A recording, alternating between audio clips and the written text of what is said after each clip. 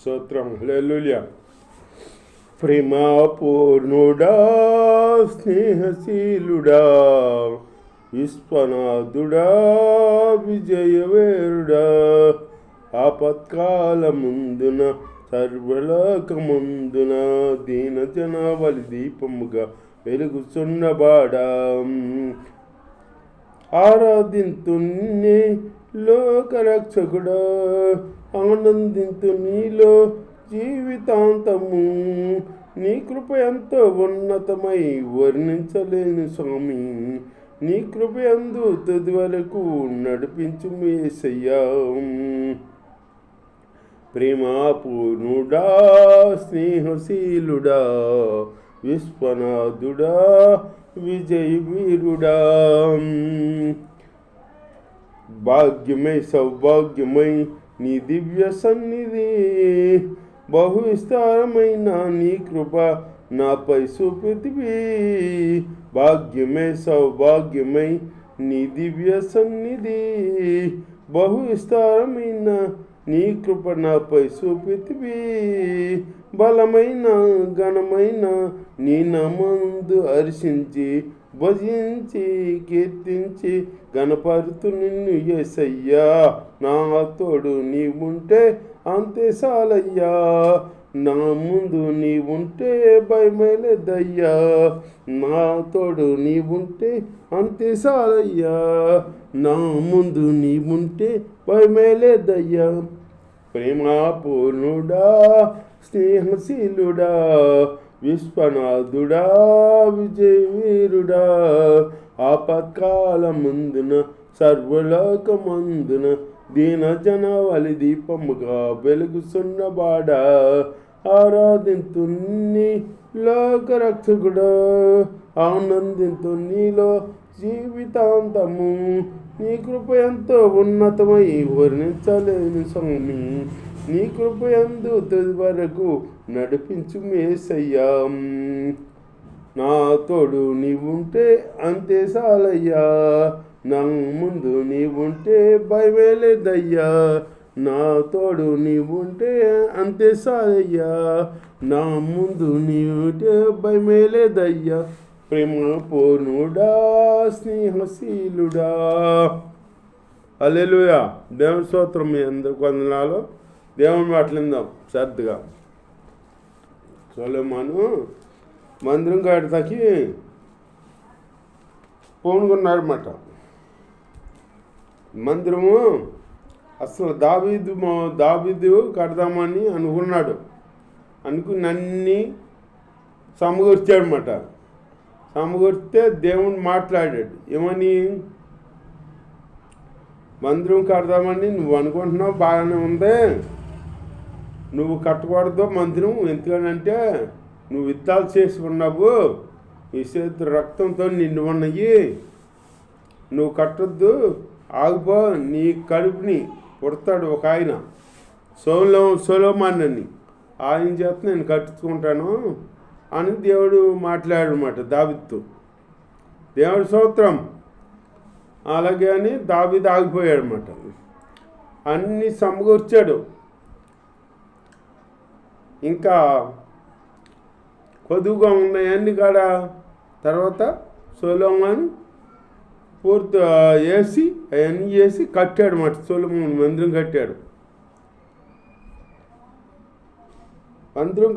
మందిరం కడతాకి ఒక ఆయన మళ్ళీ సొలొమోనుకి తోడుగా వచ్చాడు. ఎవరో హీరాము అని. హీరాము అని ఎవరంటే ఇతడు నప్తాలి గోత్రపు యదవరాలి కుమారుడై ఉండి అతని తండ్రి తూరు పట్టణపు వాడు, ఇత్తడి పనివాడు. వాళ్ళ తండ్రి ఇతడు పనివాడు అంట. హీరాము పూర్ణ ప్రజ్ఞ గలవాడు, బుద్ధి గలవాడు, ఇతడు పని చేస్తాడంట. హీరాము ఎందుకు సొలొమోను దగ్గర వచ్చాడంటే, సొలొమోను తండ్రి దావీదు ఈ హీరాము స్నేహితులు. దావీదు హీరాము స్నేహితులు మాట. స్నేహితులు అయితే స్నేహితుడు కొడుక్కి సాయం చేతకి వచ్చాడు. ఈరము కలప అన్నీ సమకూర్చింది హీరమ్మే. సమకూర్చి సొలొమోనుకి పంపించాడు. ఇవన్నీ మంచిగా అవన్నీ సమకూర్చి పంపించాడు అన్నమాట. సొలొమోను 13 సంవత్సరములు తన నగరును కట్టించాడంట. కట్టించి దాన్ని ముగించాడు. 13 సంవత్సరాలు కట్టాడన్నమాట.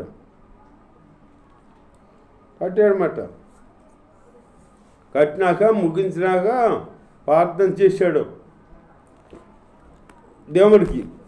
దేవుని స్తోత్రం హల్లెలూయా. ఏమని చేశాడంటే, ఈ భూమి ఆకాశాలు పట్టడాలు నీవు ఈ మందిరం నీకు పడద్దని నేను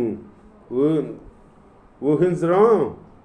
నీకు పట్టజాలకు నువ్వు మందిరం నీకు ఎట సరిపోతే, భూమి పాదపీఠం ఆకాశం నీ సింహాసనం, భూమి పాదపీఠం నీకు మందిరం నీకు ఎట్ట సరిపోద్దని నేను కడతానా. కానీ ఈ మందిరం ఎందుకు కట్టానంటే, అనేక మంది బిడ్డలు ఇరుకులో ఇబ్బందుల్లో ఉన్నవాళ్ళు, వ్యాధుల బాధలో ఉన్నవాళ్ళు, ఇబ్బందుల్లో ఉన్నవాళ్ళు, సమస్యలో ఉన్నవాళ్ళు అందరూ వచ్చి మీ సమస్యలు చెప్పుకుంటాకి మందిరానికి వస్తారు. ఈ మందిరానికి వచ్చి చెప్పినప్పుడు మనవలన్నీ నీకు తెలియజేసినప్పుడు నువ్వు ఆ మనవలు ఆలకించి వాళ్ళ పక్షాన్ని కార్యం చేయమని చెయ్యి ప్రభా, ఈ మందిరం మీద నీ కనుదృష్టి ఉంచు, ఈ మందిరం మీద నీ కనుదృష్టి ఉంచు అని ప్రార్థన చేశాడనమాట. మందిరము నీకు ఒక మందిరం నీవు ఆకాశం సింహాసనం, భూమి పాదపీఠం నీకు మందిరం కట్టగల వాడు ఎవడో కట్టలేరు. నీకు మందిరం సరిపోద్దని ఎవరు నేను అన్ను. కాకపోతే ఎందరో వస్తారన్నమాట ఇబ్బందులో ఉన్నవాళ్ళు. వాళ్ళు వచ్చి కూర్చుని ప్రార్థన చేస్తూ మేము ఆరాధన చేస్తూ ఈ మందిరానికి వచ్చి ప్రార్థన చేసుకుంటారు. వాళ్ళ ఇబ్బందులన్నీ చెప్తారన్నమాట. చెప్పుకునేటప్పుడు ఆ ఇబ్బందులు అన్నీ ఆలకించి వాళ్ళకి సహాయం చేయి, మీ కన్ను దృష్టి ఈ మందిరం మీద ఉంచు ప్రభువా అని ప్రార్థన చేశాడనమాట. ప్రార్థన చేస్తే అప్పుడు ప్రభు ప్రార్థన ఆలకించి అది మంచి పనే కనుక దేవుడు మంచిదే అని ఆలకించి సొలొమోను మెచ్చి అప్పుడు నాకు కన్ను దృష్టి మందిరం మీద ఉంచుతానని వాగ్దానం ఇచ్చాడనమాట దేవుడు. ఆయన కన్ను దృష్టి మందిరం మీద ఉంచుతాడనమాట. అందుకే మందిరానికి వెళ్ళేది మనం. మందిరానికి వెళ్ళేది ఎందుకు? దేవుడు ఆ కన్ను దృష్టి ఉంటుంది అక్కడ, దేవుడు ప్రసక్తం ఉంటుంది అక్కడ ఉంటుంది. కాబట్టి మనం మందిరానికి వెళ్ళాలి. మన మందిరానికి ఊరికి వెళ్ళొస్తున్నాము, వాళ్ళకేం పని లేదులే, వెళ్తారులే, నాకు పని ఉందిలే, నేను వెళ్ళను, నేను వెళ్ళిపోయినా నన్ను చూస్తాడులే దేవుడు, ఆయనకి తెలీదా అనుకుంటాం మనం. ఇప్పుడు నీకు ఎవరైనా అప్పిస్తా అన్నారనుకో, వాళ్ళు పలానా రోజుని రమ్మన్నారనుకో, ఆ రోజు నీకు అర్జెంట్ పని ఉంటుంది. అర్జెంట్ పని కాదు, 1000 రూపాయలు వచ్చే పని ఉంటుంది. ఆ పనికి వెళ్తావా? ఈ అప్పు తెచ్చుకోవటానికి వెళ్తావా? పనికి వెళ్ళి తర్వాత వచ్చాక వెళ్తాంలే అని పనికి వెళ్తావు. 1000 రూపాయల పనికి వెళ్తావు. అంతేగాని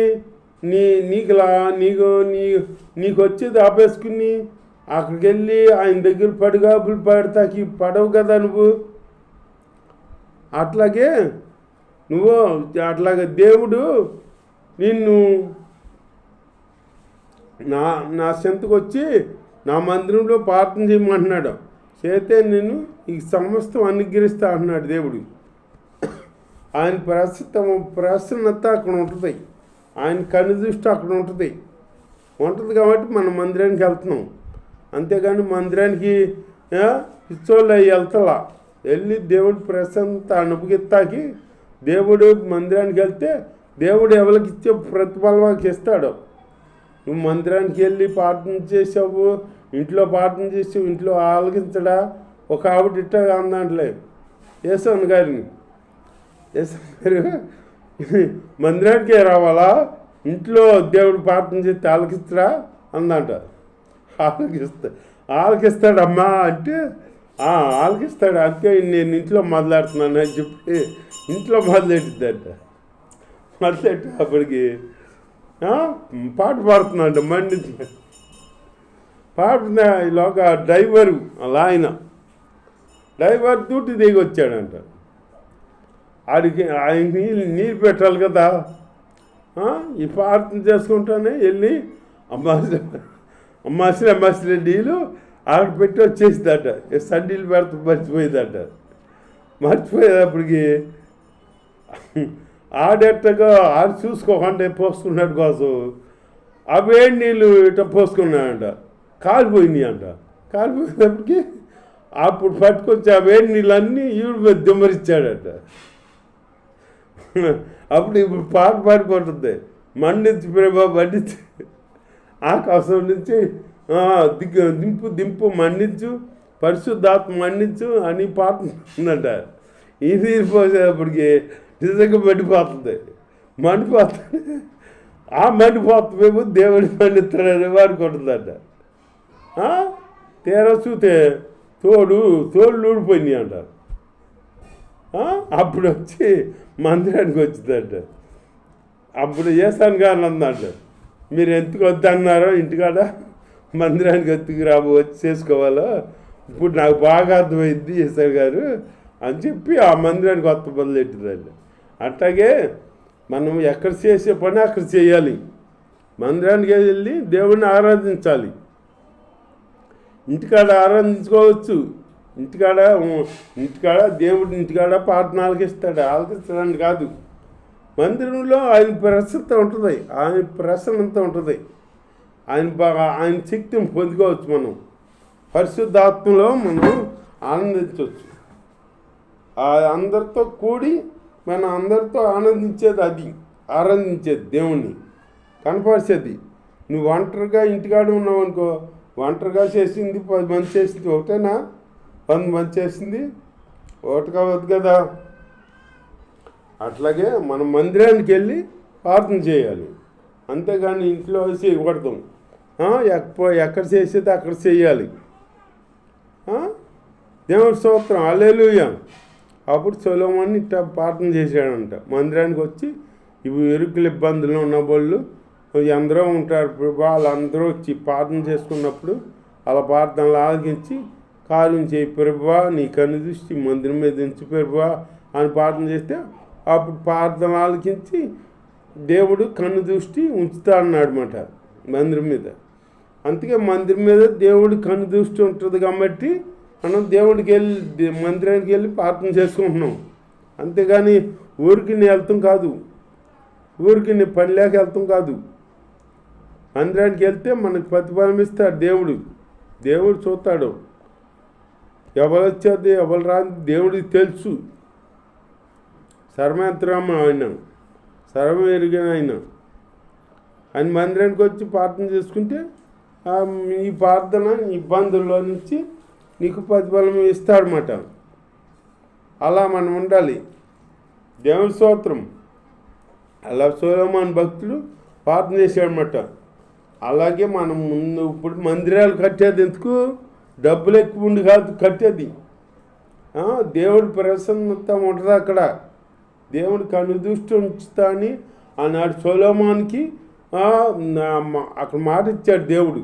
సొలొమోను ప్రార్థన చేసినప్పుడు నీ కన్ను దృష్టి ఉంచు ప్రభువా అని ప్రార్థన చేస్తే కన్ను దృష్టి ఉంచుతా అని అక్కడ మాట ఇచ్చాడనమాట దేవుడు. దేవుడి ప్రసన్నత ఉంటుంది మందిరానికి వెళ్తే. అంతేగాని మనం మందిరానికి వెళ్తున్నాం పని లేక పాట లేక అనుకుంటారు, ఒక్కొక్కరు అనుకుంటారు. నీకేం పని ఉందిలే, నువ్వు వెళ్తావు, నాకు పని ఉందా, నేను అది చేయాలి ఇది చేయాలి అంటారు. ఏదో పెద్ద పని ఉన్నట్టుగా ఏమి ఉండదో. దేవుడి దేవుడి మందిరంకి వెళ్తే దేవుడి బలం పొందుకోవచ్చు, దేవుడి ప్రసన్నత పొందుకోవచ్చు. ఆయనలో మనం ఆత్మీయంగా ముందుకు సాగుతూ ఆయనలో ముందుకు సాగుతాం. దేవుడి ఆమె